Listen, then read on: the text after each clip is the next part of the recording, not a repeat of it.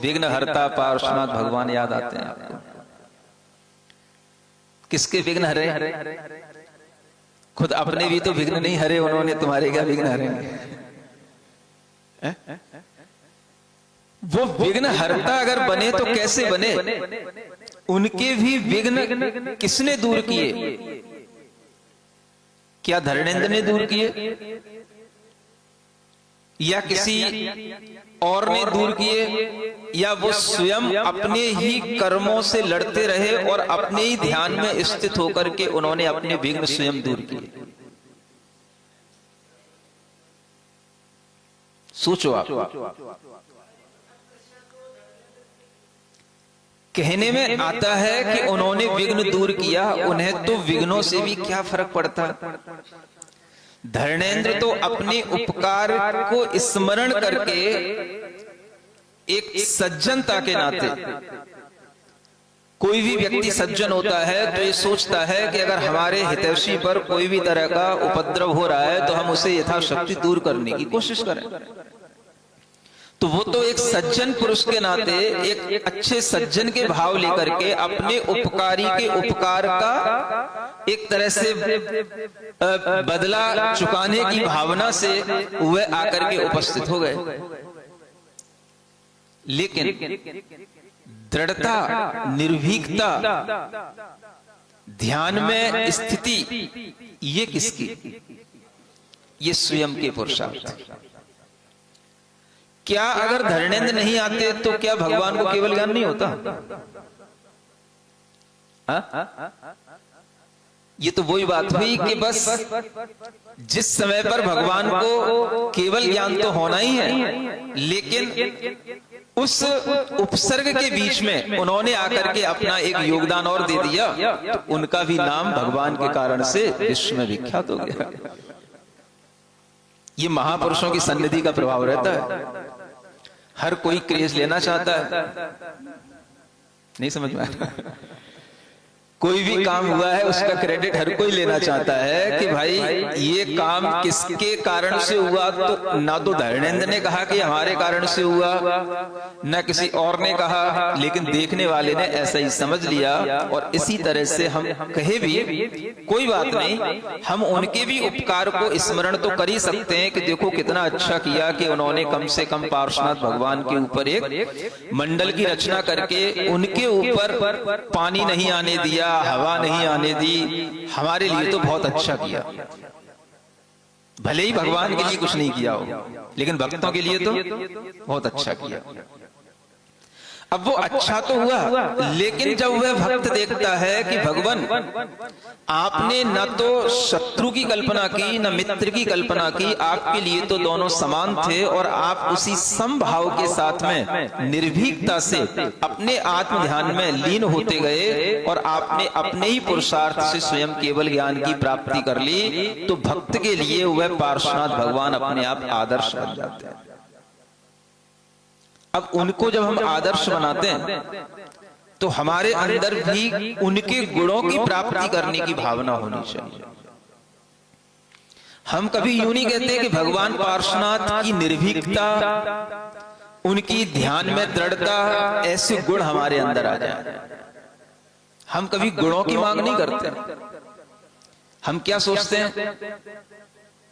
भगवान हमारे विघ्नों को दूर कर दें, हमारे अंतरायों को दूर कर दें, हमारे बिगड़े हुए काम जल्दी से बन जाए। 24 में नहीं बन पाए तो 25 में तो नहीं समझ में आ रहा, बस 25 ही आने वाली है। तो बस इसीलिए लोग तत्पर रहते हैं।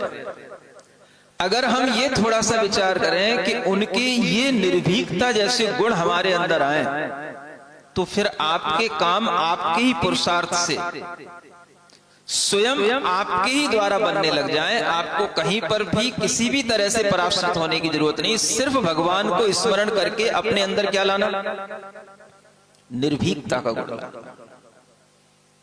भय हर आदमी के साथ ऐसे जुड़ा है मानो जैसे उसके साथ उसका शरीर जुड़ा है ना, ऐसे ही हर आदमी के साथ में भय जुड़ा हुआ है, भावों में, विचारों में।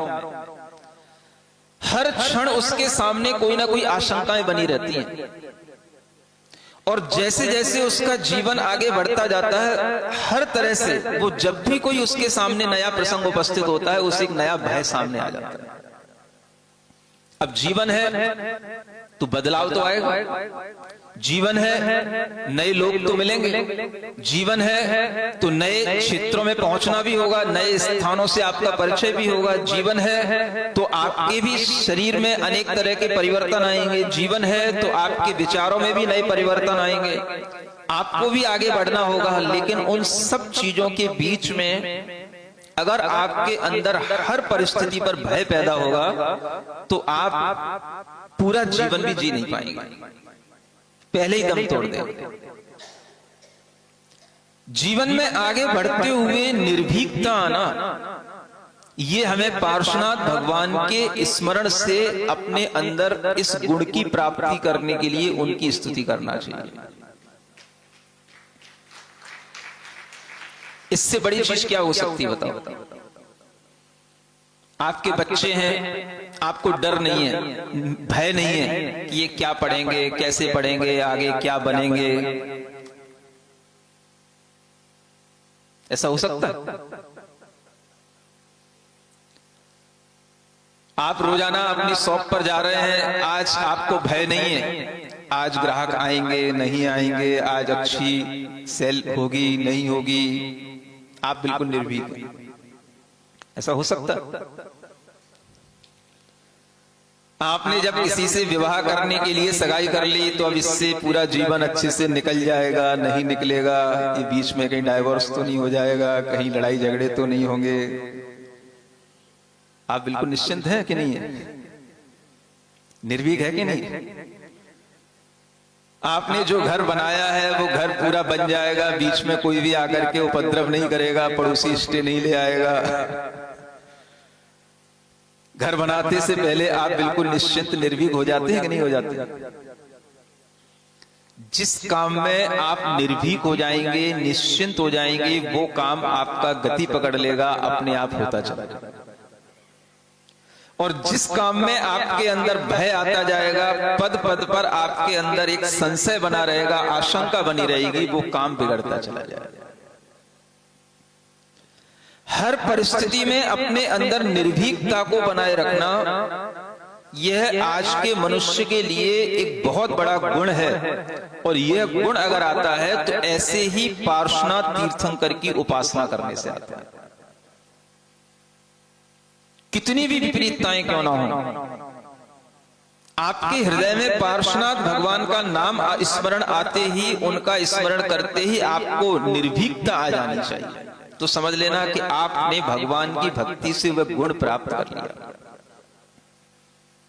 गुण हमारा है, हमारी आत्मा का गुण है वो निर्भीकता, लेकिन भगवान के अंदर वो है आत्मा में निर्भीकता है, तो वही आत्मा मेरी है। भगवान की आत्मा और मेरी आत्मा में कोई अंतर नहीं है, लेकिन उनके अंदर इतनी निर्भीकता कैसे, और हमारे अंदर इतना भय क्यों? तो प्रभु की आराधना से हमें यही उपलब्ध करना चाहिए। और ये गुण अगर हमारे भीतर के पुष्ट होने लग जाते हैं तो इन्हीं गुणों की पुष्टि से हमारी आत्मा में भगवान की भक्ति का प्रतिफल आने लग जाता है। हम तो सिर्फ ऊपर ऊपर से चाहते हैं अपने काम बन जाएं, बस वो काम बन भी जाएंगे तो आगे फिर और 10 काम खड़े हो जाएंगे। जैसे वो है एक नाक का एक फण नहीं है, कितने फण है? अनगिनत फण है वो, समझ आ रहा है? और वह बहुत बड़ा फड़ा मंडल का आकार बना करके वह हर फण में वह मुंह दिखाई दे रहा है नाक का। ऐसे ही कोई भी आपत्ति आपके सामने आती है तो अगर केवल आप उसी आपत्ति पर गौर करते हैं, बस ये आपत्ति हट जाए, तो वो एक तो हट जाएगी, आगे और खड़ी है बहुत सारी। उन सब आपत्तियों को आपत्ति नहीं समझना और उस समय पर बिल्कुल निर्भीकता से उसको फेस करना, ये अगर आपके अंदर एक क्वालिटी आने लग जाए तो यही सबसे बड़ी भगवान की उपासना का गुण हमें प्राप्त होता है। ऐसा आपको मानना चाहिए। ये भगवान हमें इसलिए निर्भीकता सिखाते हैं। जब आपके अंदर भय होता है तो अनेक तरह की रोग उत्पन्न होने की संभावना रहती है, और जब आप निर्भीक होते हैं तो उन रोगों से लड़ने की शक्ति भी आपके अंदर आ जाती है।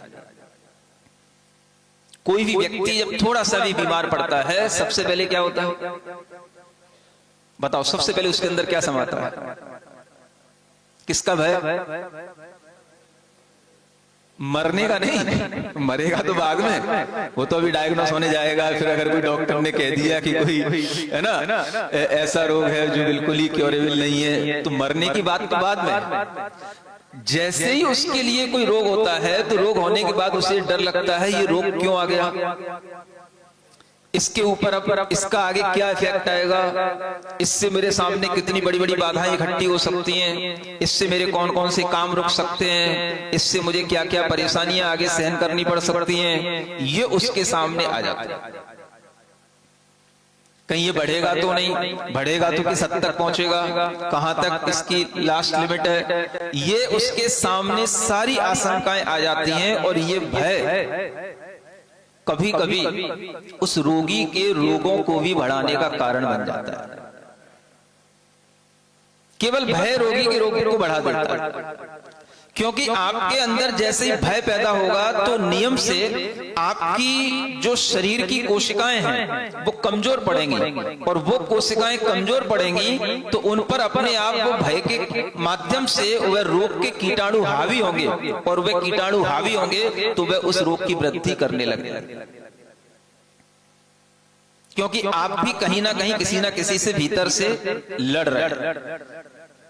हमारे चारों ओर रोग के कीटाणु होते हैं, पूरा शरीर हमारा रोग के कीटाणुओं से भीतर से भी भरा हुआ है और बाहर से भी भरा हुआ है, और उनसे लड़ने की क्षमता हमारे अंदर रहती है तो वो हमसे दूर बने रहते हैं। और जैसे ही हमारे अंदर की वो क्षमता कम हो जाती है तो क्या होता है, वो कीटाणु हमारे ऊपर हावी होने लग जाते हैं। इसलिए कई लोग कोरोना में केवल कोरोना के भय से मरे। किससे मरे? केवल भय से मरे। जब ऑक्सीजन नहीं मिल रही थी, अफरा तफरी मची हुई थी, तब लोगों के अंदर किसी भी तरह से अगर कहीं जुकाम भी हो गया किसी को तो ये लगता था कोरोना हो गया, छींक भी आ गई तो ये लगता था कोरोना हो गया। और अगर डॉक्टर ने कह दिया कि भाई इसकी कहीं पल्स डिस्टर्ब है, इसका बीपी डिस्टर्ब है, तो अगर उसको एक बार अगर कहीं वो किसी भी हॉस्पिटल में चला गया तो वहां का दृश्य देख करके ही वो इतना भयभीत हो जाता था कि उसको भी वहीं मरना पड़ता था। ये बहुत बड़ा कारण था मृत्यु का। अनेक व्यक्तियों के अंदर इस तरह के भय, जब आपसी कोई भी सलाहकार अच्छे नहीं होते या कोई वातावरण अपने लिए सकारात्मक नहीं होता और ऐसा भयभीत वातावरण चारों ओर बना रहता है, तो उसके कारण से भी अनेक तरह के भय हमारे शरीर को रोगी बना देते हैं और हमारे हृदय की गति को भी प्रभावित करते हैं। इसलिए भगवान की भक्ति करने से सबसे बड़ा भाव आपके अंदर क्या आना चाहिए? निर्भीकता का भाव।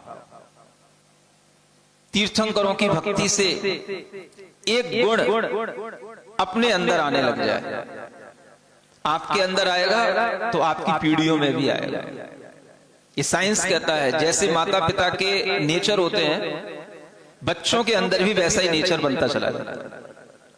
बच्चों की परवरिश जैसे वातावरण में होती है, उनके अंदर वैसे ही उनके अंदर भाव आने लग जाते हैं, उनके विचार, उनके इमोशंस वैसे ही हो जाते हैं। अगर बच्चे को भयभीत वातावरण में रखा जाएगा तो बच्चा भयभीत रहेगा। बच्चे के माता पिता भयभीत होंगे तो उसके अंदर भी वह जेनेटिक इफेक्ट उसके अंदर भी आएगा। वो माता पिता के कारण से बच्चा भी डरा हुआ सा रहेगा, सहमा हुआ सा रहेगा, भयभीत रहेगा। आपकी पीढ़ियां आपके ही विचारों से प्रभावित होंगी, और आप अगर स्वयं में निर्भीक हैं तो आपके अंदर भी वह निर्भीकता प्रभावित करेगी और आपकी आने वाली पीढ़ी को भी प्रभावित करेगी। आज के समय पर सबसे बड़ा गुण, सबसे बड़ी क्वालिटी हर व्यक्ति की होनी चाहिए कि वह निर्भीक बनना चाहिए, जबकि भय क्षण क्षण पर लगा रहता है। कोई भी व्यक्ति जब कहीं नए स्थान पर भी जाता है तो भी उसको थोड़ा सा आशंका होती, भाई वहां पहुंचेंगे तो क्या होगा,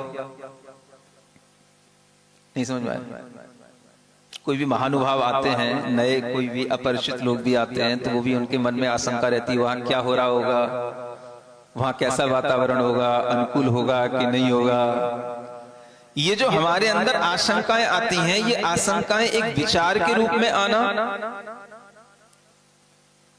अलग बात है, इससे हमारी असुरक्षता पर कोई ज्यादा प्रभाव नहीं पड़ता। लेकिन अगर ये बहुत लंबे टाइम तक चलती है और ये हमारा स्वभाव बन जाती है, तो हमारे अंदर हमेशा एक असुरक्षा की भावना उत्पन्न होती रहती है। भयभीत व्यक्ति हमेशा अपने आप को असुरक्षित महसूस करता है और इसी कारण से उसके लिए कोई भी सुरक्षा देना चाहे तो भी वह विश्वास नहीं कर पाता, क्योंकि वो भीतर से अगर भयभीत हो गया है तो फिर उसे कितना भी विश्वास दिलाया जाए उसके अंदर विश्वास नहीं आता कि मैं सुरक्षित हूं।